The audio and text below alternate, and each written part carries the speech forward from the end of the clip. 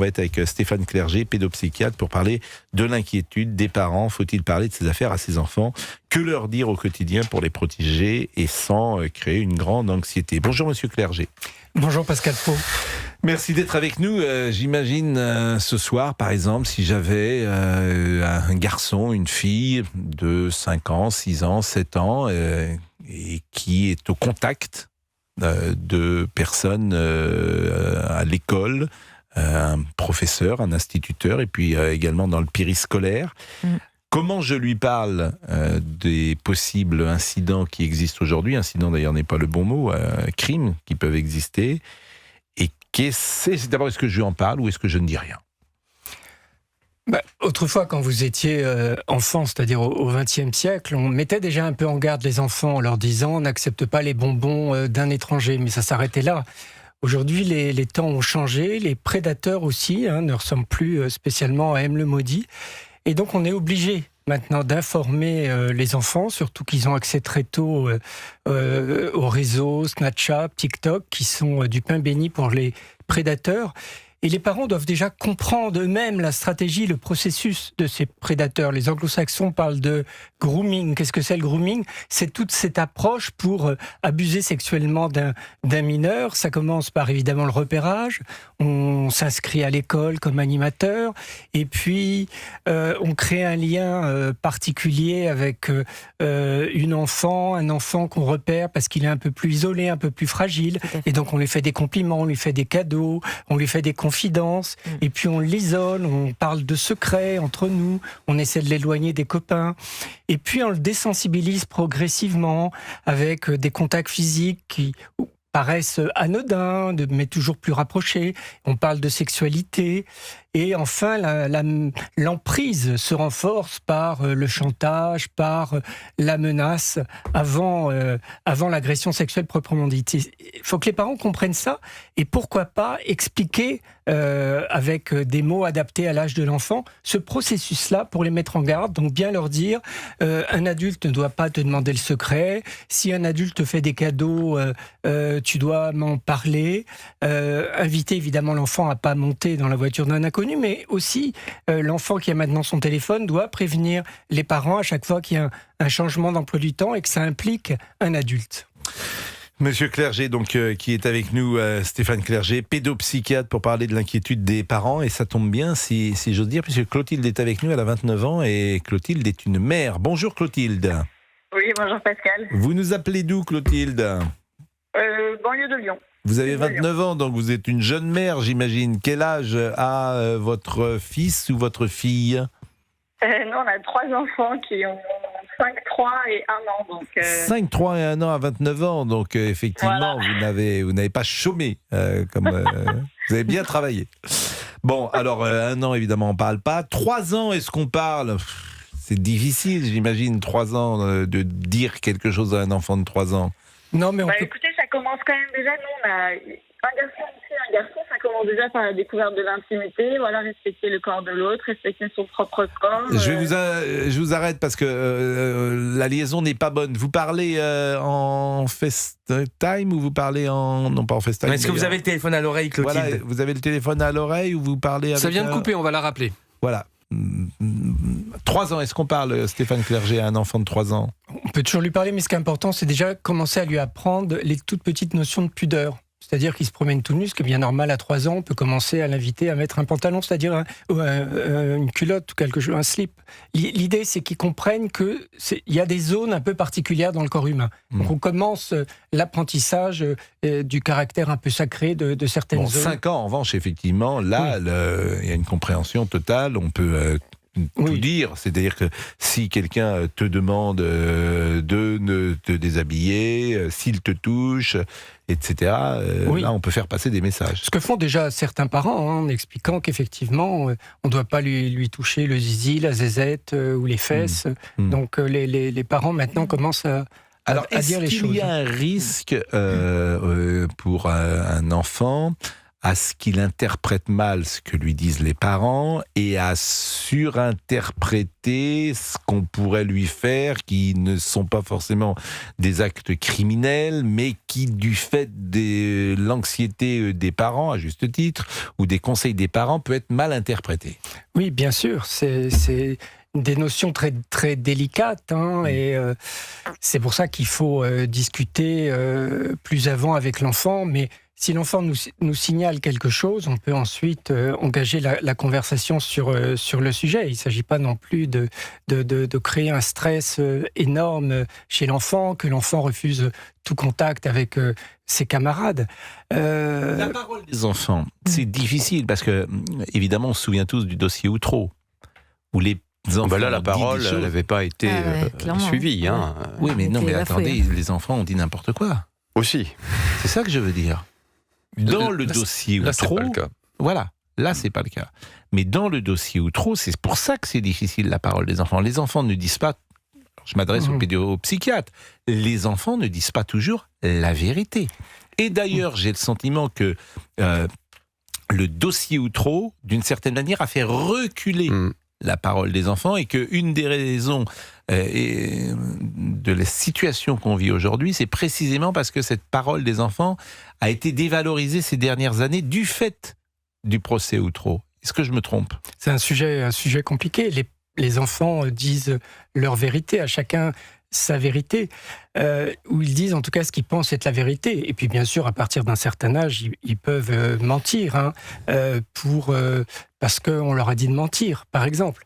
Ce qui est important dans les cas de révélation d'agression sexuelle, c'est que justement le recueil de la parole soit fait par des professionnels qui savent questionner l'enfant, et que cette parole soit idéalement enregistrée. C'est d'ailleurs ce qui se passe à la brigade des mineurs.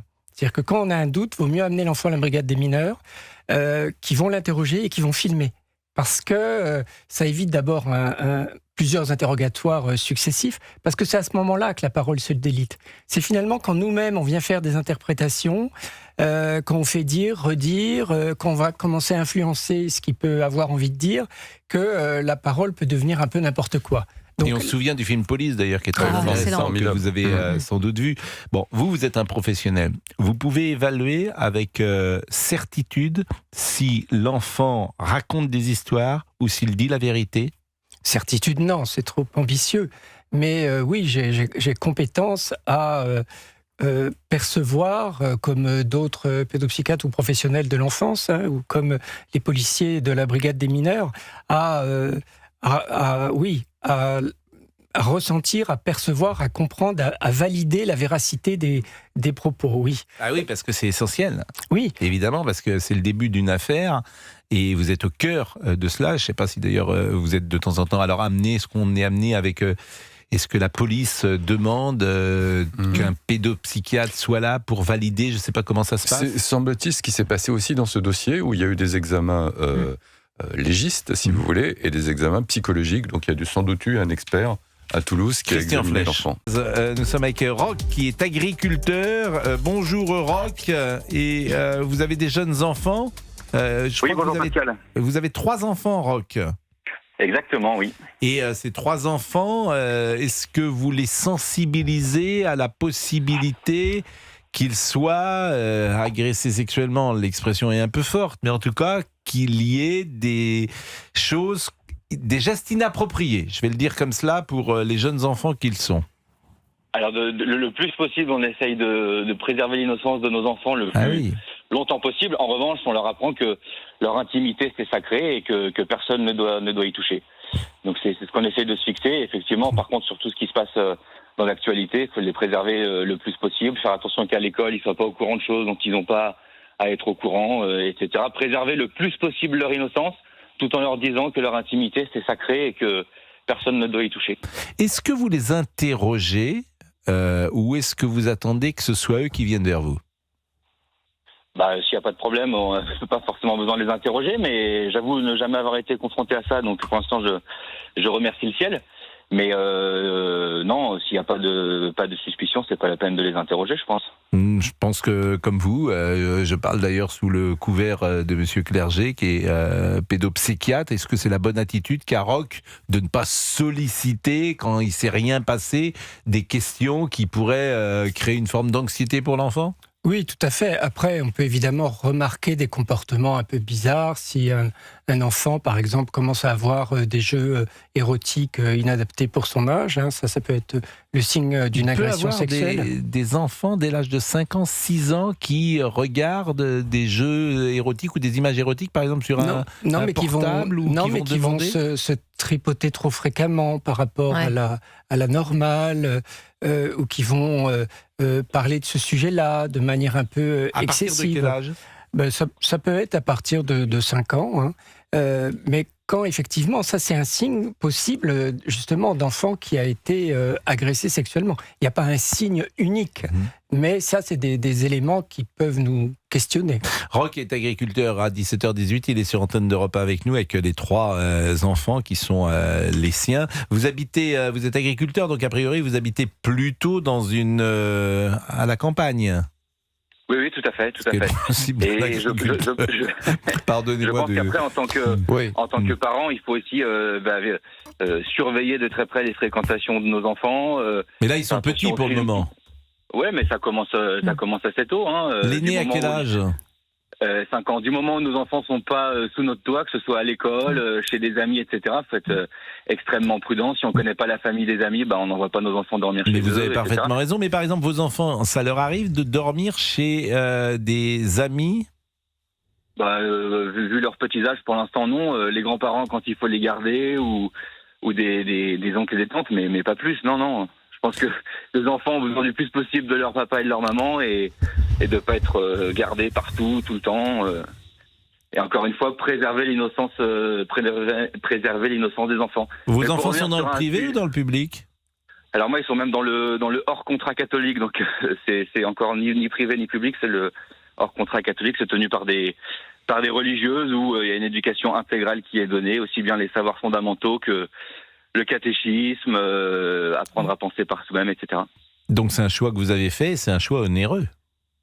Ah oui, puisqu'on paye l'école publique par nos impôts et on remet une couche avec les hors contrats par-dessus. Mais après c'est chacun, c'est les convictions de chacun. Mais nous, on a fait ce choix pour nos enfants et s'il faut se saigner financièrement pour le faire, on le fait.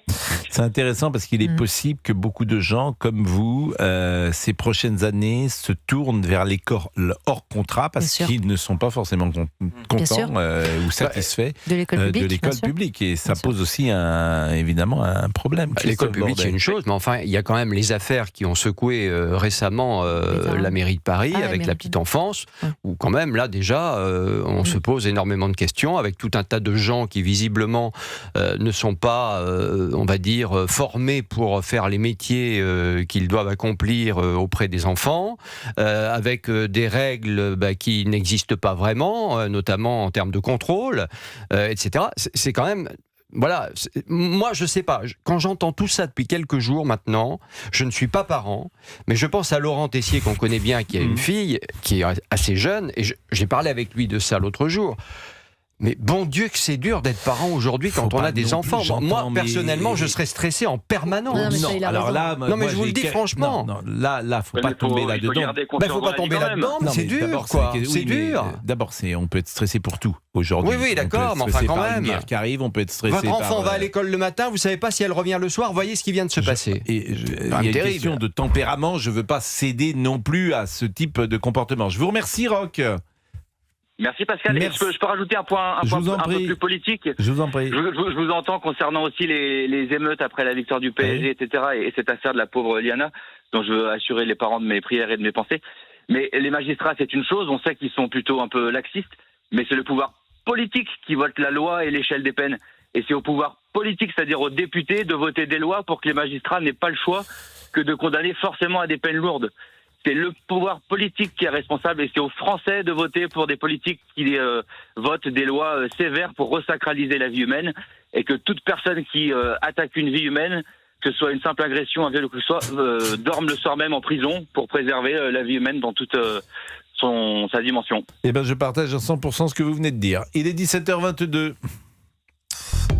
16h-18h, Pascal Praud sur Europe 1. Et nous sommes avec Stéphane Clerget, pédopsychiatre, pour parler de l'inquiétude des parents. Faut-il parler de ces affaires à ses enfants? Que leur dire au quotidien pour les protéger sans créer une grande anxiété? Vous pouvez rebondir peut-être à ce que disait à l'instant Christophe Bordet, qui disait Laurent Tessier, il doit avoir peur en permanence parce que sa fille... Quel âge a votre fille désormais?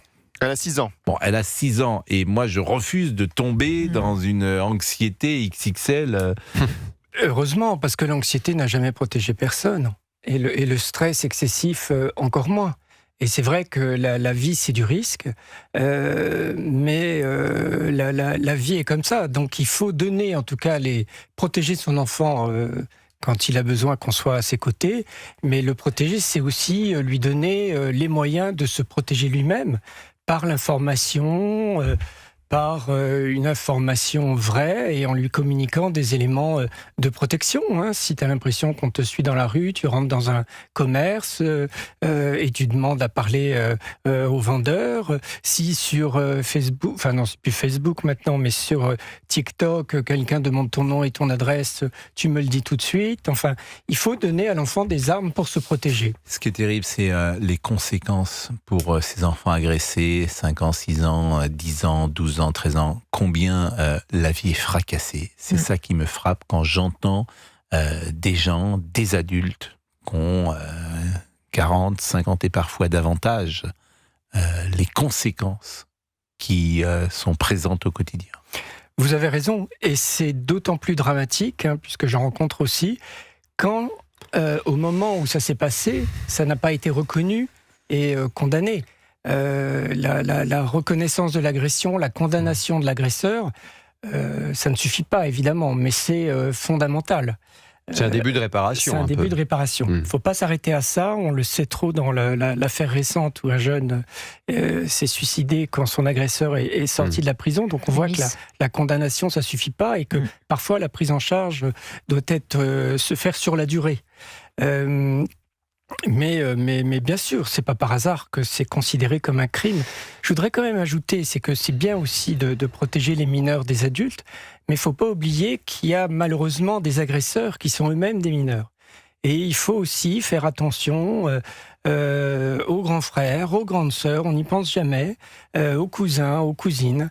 On n'y pense jamais, mais plus de 80% des agressions sur mineurs, c'est au sein de l'entourage, au sein de la famille. Et c'est parfois commis par des mineurs. Donc il est important, avec ses enfants, avec ses frères et sœurs, de bien expliquer que les jeux sexuels sont absolument prohibés entre frères et sœurs, mineurs en particulier. 160 000 enfants sont victimes chaque année de violences sexuelles. Un enfant est victime d'un viol ou d'une agression sexuelle toutes les 3 minutes. Hausse de 156% du nombre de victimes mineures d'infractions à caractère sexuel depuis 2016. 75% des plaintes sont classées sans suite. Je vais vous remercier, monsieur Clerget. Vous êtes pédopsychiatre pour parler donc de l'inquiétude des parents. Vous adressez, j'ai envie de dire, autant aux enfants qu'aux parents.